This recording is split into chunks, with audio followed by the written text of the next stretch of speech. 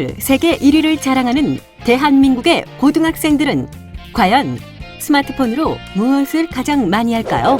인터뷰한 고등학생들의 압도적인 표를 받은 것은 바로 모바일 메신저와 SNS. 한국정보화진흥원의 통계 역시 스마트폰을 사용하는 청소년들의 84.2%가 모바일 인스턴트 메신저를 1위로 꼽았는데요. 그렇다면 이런 서비스를 학생들이 많이 이용하는 이유는? 친구들이랑 대화 나눠요. 친구들과 소통하려고. 제일 실시간으로 아이들 소식이 많이 올라오고 스트레스를 풀려고 시간 날 때 그냥 하는 것도 좋고 해서 저 진로 때문에 그냥 친구들이랑 다양한 얘기를 할 수 있어서 좋아요. 애들이랑 소통하기 위해서 친구들이랑 소통하고 바깥 소식이나 그런 걸 좀 더 빠르게 접할 수 있어서. 이처럼 10대들 사이에서 없어서는 안 될 존재가 된 스마트폰. 하지만 그만큼 중독 위험 또한 높습니다. 스마트폰 일평균 이용 시간이 4.3시간인데 비해 중독 위험군은 이보다 더 긴 5.3시간으로 조사됐는데요. 문제는 10대의 중독 위험 비율이 다른 연령대보다 월등히 높다는 것입니다. 성인보다 무려 약 3배나 많다는 것. 특히 고등학생은 전년 대비 4.1포인트나 증가해 학년별 증가폭이 큰 것으로 나타났는데요. 갈수록 중독 위험이 증가하고 있는 스마트폰. 그렇다면 과연 우리에게 얼마나 악영향을 미칠까요? 아마 많은 학생들이 나만은 스마트폰 중독과는 거리가 멀다라고 생각하고 있을 텐데요. 그래서 저희가 스마트폰 중독으로 의심되는 몇 가지 사례를 드라마를 통해 준비했습니다. 과연 나는 스마트폰을 올바르게 사용하고 있었는지 한 번쯤 판단해 보시기 바랍니다.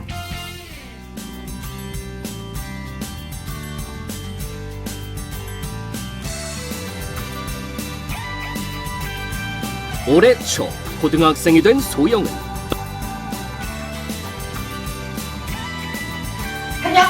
깜짝이야. 어머. 요즘 스마트폰으로 인강도 들을 수 있다? 나 하나만 사줘요. 우리 반 애들 다 갖고 있단 말이야. 부모님을 끈질기게 설득한 끝에 몇 년간 사용했던 3G 폰에서 최신 스마트폰으로 바꾸게 되었는데요. 그런데 한 달 후 수면 부족과 스트레스로 인해 다크서클이 턱 밑까지 내려오게 된 소영. 왜 그래? 도대체 무슨 일이야? 괜찮아. 심지어 신경쇠약 증상까지 호소하게 됐는데요. 대체 무슨 일이 있었던 걸까요?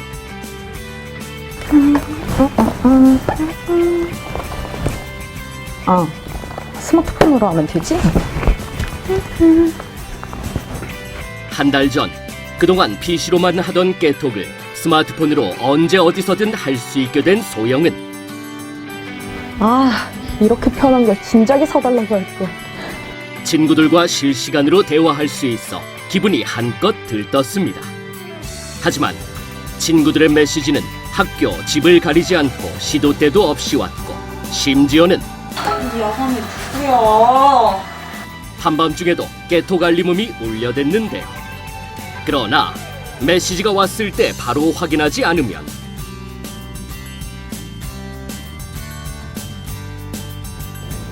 뭐 이렇게 많이 왔어? 151개? 수십 개 또는 수백 개의 메시지가 쌓이는 것은 물론 친구들의 핀자는 보너스.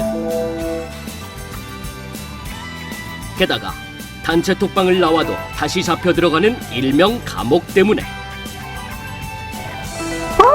진짜 그만 좀 쳐대.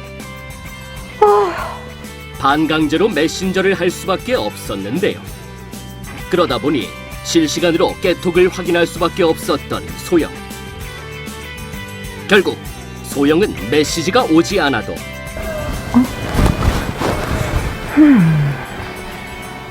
뭐야? 아니네. 이제는 한참까지 듣냐? 시끄러워. TV나 봐.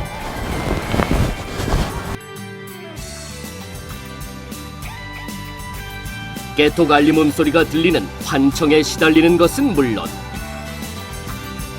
수면 부족에 시달리다 보니 극도의 스트레스를 받게 돼 신경쇠약 증상까지 얻게 된 것입니다. 지금 답장 안 하면 세상이 무너지냐? 잠 좀 자자 제발. 여러분 어떻게 보셨습니까? 공감되는 부분이 있나요? 혹시 드라마를 보는 이 순간에도 스마트폰을 확인하고 있지는 않았나요?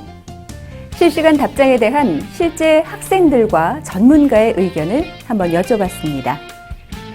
제가 할 일을 못하고 스마트폰 때문에 시간이 너무 많이 소비돼서 게임 관련 뭐 메시지가 오거나 그러면 방해가 돼서 분명 와이파이도 다 터지고 하는데 갑자기 안 보내질 때 있었어요. 자고 있을 때 카톡 알람이 뜨면 단톡방 할 때 너무 많이 오는 걸?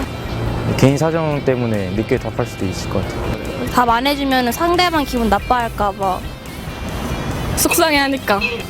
서로 간의 관계에 그런 것도 중요하게 생각해서 기다리는 사람 입장을 생각해줘야 되잖아요. 그래도 답답하니까 답을 안 해주면? 불편하지 않다면은 바로바로 보내주는 게 좋다고 생각해서 학생들이 스마트폰을 사용하는 경우 문자를 확인하거나 답장을 하는데 많은 시간을 보내면서 그 과정에 스트레스가 많이 쌓이는 것 같습니다. 하지만 대부분의 학생들은 그 스트레스 증상을 호소하지 않고 크게 그 문제 삼지 않는 그런 경향이 있습니다. 하지만 문자에 답을 하거나 그럴 경우 그 스마트폰 중독 증상에 가깝다고 판단이 되면 선생님이나 부모님께 빨리 알려 도움을 청하는 것이 필요하다고 생각합니다. 두 가지 정도로 요약을 할 수 있을 것 같습니다. 하나는 몰입이고 또 하나는 즉답성입니다.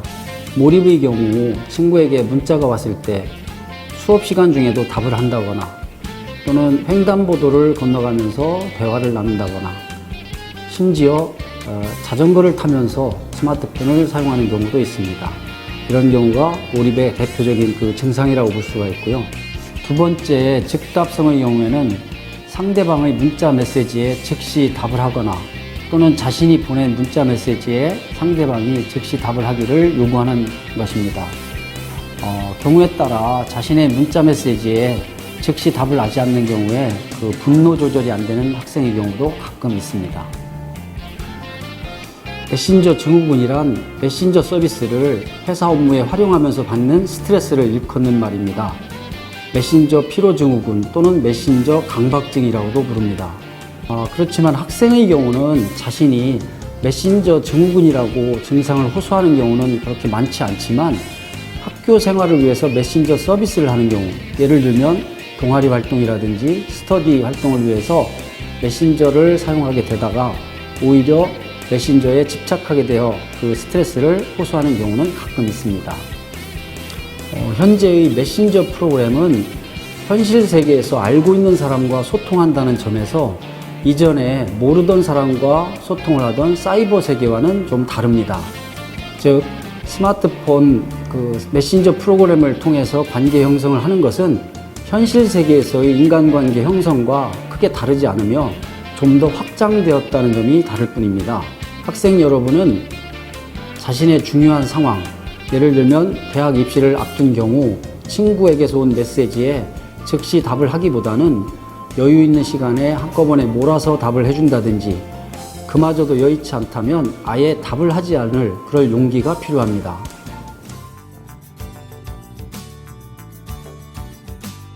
컴퓨터 게임을 평소 즐겼던 평범한 고등학생 장섭은 최근 온라인에서 하던 게임을 손쉽게 스마트폰으로 할 수 있게 되자 와, 니 요즘 게임 안 하네? 응? 요즘 다 이걸로 되거든. 니가 그럼 그렇지. 온라인 게임을 끊고 모바일 게임에 푹 빠졌는데요. 그런데 평소 교우 관계도 좋고 부모님과의 사이가 좋았던 장섭은 짜증나. 틈만 나면 짜증과 화를 내고 물건을 던지는 등 갑자기 이상 행동을 보이기 시작했습니다. 도대체 장섭에게 무슨 일이 있었던 것일까요? 평소 스트레스를 풀기 위해 온라인 게임을 즐겨 했던 장섭은 스마트폰으로 언제 어디서든 게임을 할 수 있자 시간이 날 때마다 게임을 했고 짜증날 때 게임, 우울할 때 게임. 내 마음을 달래주는 게임. 예. 어? 아, 넌 또 게임하냐? 축구하러 안 갈래? 아, 너네끼리 해. 다음에. 친구들과 대화하는 시간은 점점 줄어만 갔습니다. 게다가 모바일 게임 특성상 자주 하지 않으면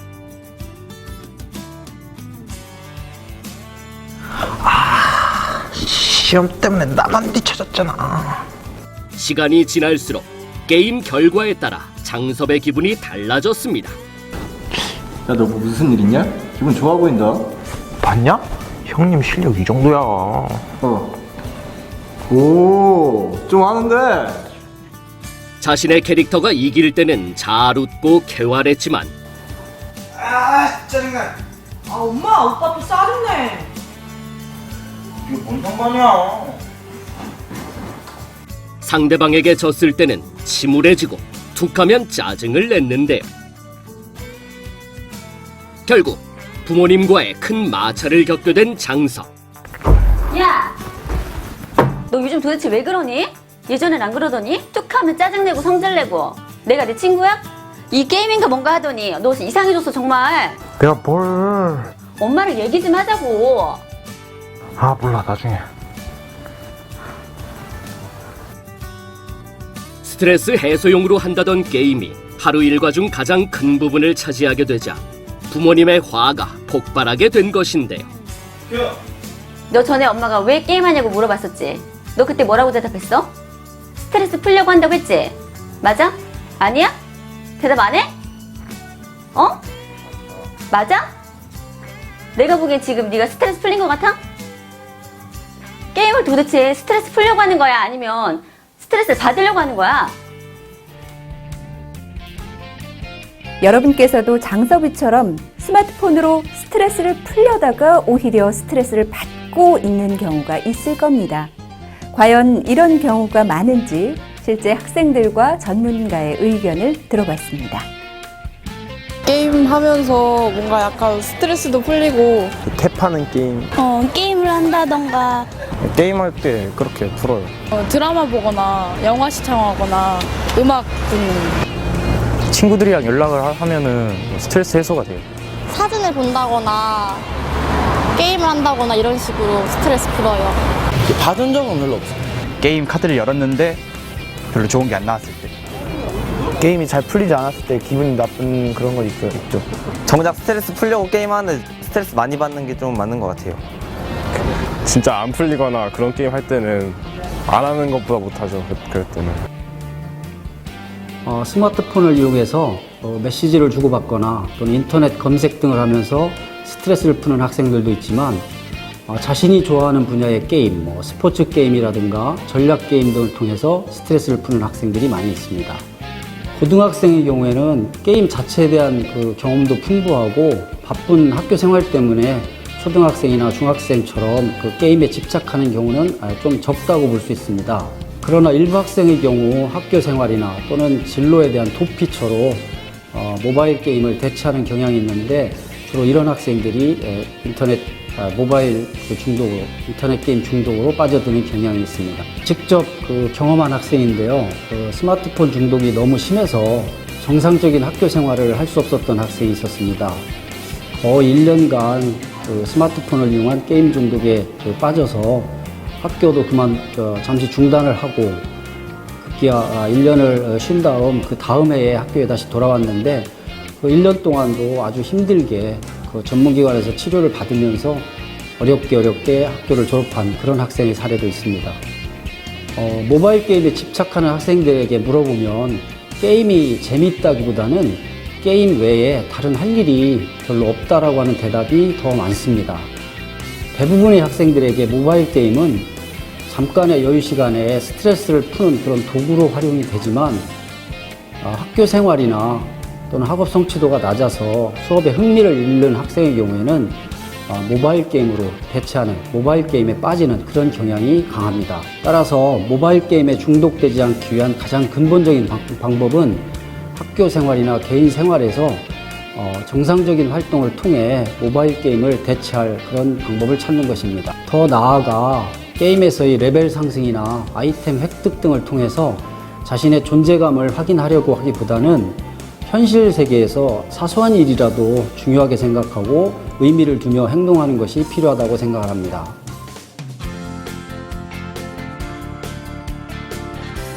삼 년간 줄곧 짝사랑하던 지현과 드디어 사귀게 된 민주는 야심차게 첫 데이트 코스를 준비했는데요. 영화관 데이트에 레스토랑에서 식사, 그리고 우아한 차 한 잔까지 모든 게 완벽한 데이트였습니다. 하지만 미안한데 우리 사귀기로 한 거 그냥 없던 걸로 하자. 뭐? 데이트 후 그렇게 좋아했던 지연에게 차갑게 이별을 고하는 민준. 도대체 이들 사이에 무슨 일이 있었던 걸까요? 영화관에 있을 때만 해도 여느 커플처럼 애정이 넘치던 두 사람. 그러나 영화를 보는 내내 지연은 시도 때도 없이 오는 메시지에 답장을 하느라 정신이 없었고, 영화 좀 봅시다. 혼자 보는 것도 아니고. 죄송합니다. 스마트폰의 환한 불빛 때문에 주위 사람들의 지적을 받기를 수차례. 미안, 나 잠깐만 나갔다 올게.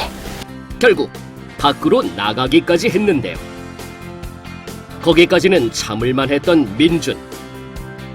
하지만 패밀리 레스토랑에서도 지연의 스마트폰 사랑은 변하지 않았습니다. 잠깐만. 사진 좀 찍고. 됐어? 이제 먹자. 그래. 틈만 나면 셀카를 찍어 SNS에 올리기 바빴고, 민준과 대화하면서도 다른 사람들의 댓글을 확인하다 보니 너 지금 내 말 듣고 있어? 듣고 있지? 대화가 끊기기 일쑤. 자신과 함께 있지만 스마트폰에서 눈을 떼지 못하는 지현 때문에 슬슬 짜증이 밀려오고 있던 민주는 카페에서조차 스마트폰에만 신경 쓰는 지현에게 질려버리고 만 것인데, 결국 이별을 통보하는 민준. 야, 갑자기 나가버리면 어떡해? 미안한데 우리 사귀기로 한 거 그냥 없던 걸로 하자. 뭐? 그만 만나자고. 뭐래? 너 뭐 잘못 먹었어? 갑자기 뭔 소리야? 너 오늘 나보다 네 핸드폰 본 횟수가 얼마나 더 많은 줄 알아? 야, 날 만나고 있으면 나한테 집중을 해야지. 너 그렇게 스마트폰이 좋으면 스마트폰이랑 계속 그렇게 살아. 내가 오늘 널 만난 게 너의 껍데기인지 넌지 난 도저히 모르겠다.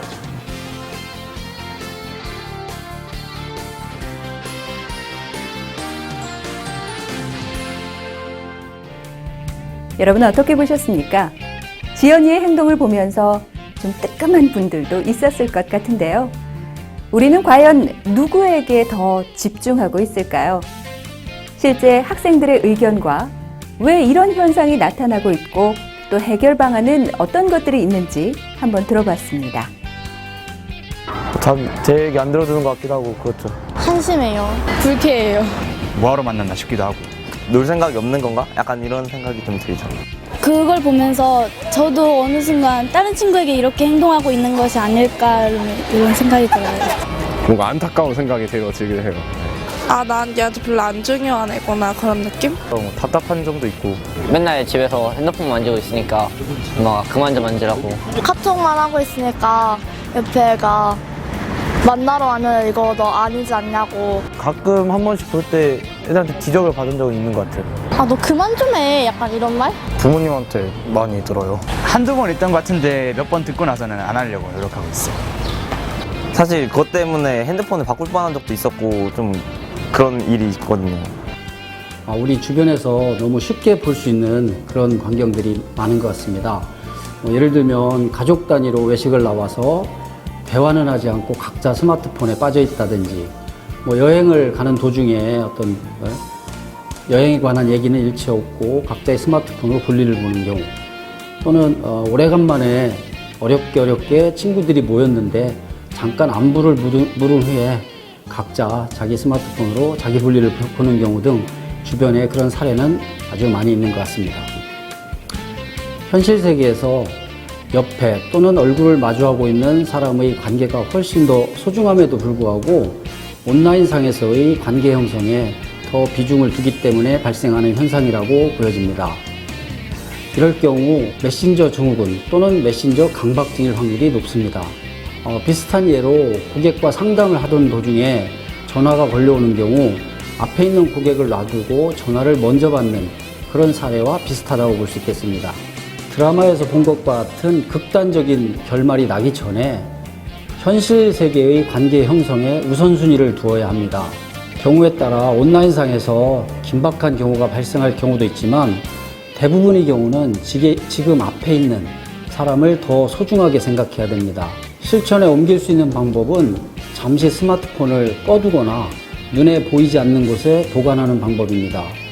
스마트폰을 2-3시간 정도 꺼놓는다고 해서 자기 삶에 결정적인 영향을 미치는 일은 크게 벌어지지 않습니다.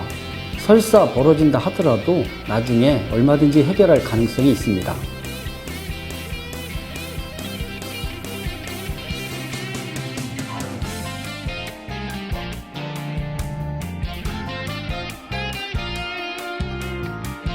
여러 가지 중독 사례들을 통해 알아본 스마트폰 중독. 실제 고등학생들은 스마트폰 중독에 대해 어떻게 생각할까요? 자고 일어나면 핸드폰 먼저 보는 행동. 저 스스로 그걸 조절하지 못하고 계속 핸드폰에만 집중하고 있는 그런 모습들이요. 친구들끼리 대화하는데 혼자만 핸드폰을 만진다든지 그럴 때 그냥 몇 시간씩 붙잡고 있을 때. 휴대폰 같은 거 뺏겼을 때 좀 과민 반응하거나 공부를 안 하고 자기 행동을 미루고 게임에만 그러는 거. 뒤에서 누가 불렀는데 왜 안 돌아보냐 라고 물어봤을 때 그러니까 저 시간을 조절하지 못하고 계속 핸드폰에만 쳐다보고 있을 때 그렇게 생각이 들어요. 주말에 하루 종일 폰만 잡고 있을 때. 제 스마트폰이 안 보이고 그럴 때 불안할 때 있는데 그럴 때 제가 중독인 것 같아요. 폰만 붙잡혔을 때. 자고 일어났더니 핸드폰이 배터리가 없어서 꺼져 있는 순간이야. 뭐 숙제 같은 거 있으면 숙제 같은 거 미루고 게임만 하니까. 스마트폰이 얼마나 큰 영향을 미치고 있는지 알 수 있습니다. 그렇다면 이런 엄청난 영향력을 가진 스마트폰에 중독되지 않으려면 어떻게 해야 할까요?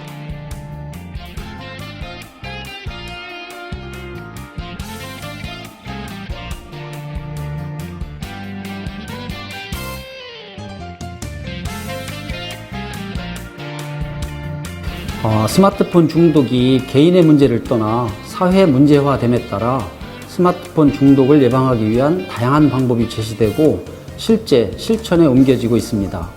그런데 학생들과 스마트폰 중독 예방에 관한 토론을 해보면 학생들은 자신의 의지로 스마트폰 중독을 예방할 수 있다고 믿는 경우가 많습니다. 이는 스마트폰 중독 예방을 위한 다양한 효과적인 방법이 있음에도 불구하고 학생 자신이 스마트폰 중독 예방을 위해서 자기 절제를 할 수 있다고 믿는 것 같습니다. 고등학생의 경우도 극단적인 경우를 제외하고는 스마트폰을 사용하지 않으면 안 되는 그런 세상이 되었습니다. 만약 스마트폰 사용이 지나쳐 스마트폰 중독이 우려된다면 자신의 스마트 사용 실태를 꼼꼼하게 점검해 보는 것이 필요합니다. 예를 들어 동영상 강의를 시청하기 위해 스마트폰을 사용하려던 학생이 어느 순간 메신저 프로그램을 많이 사용한다면 메신저 사용 시간을 줄이려는 노력이 필요합니다.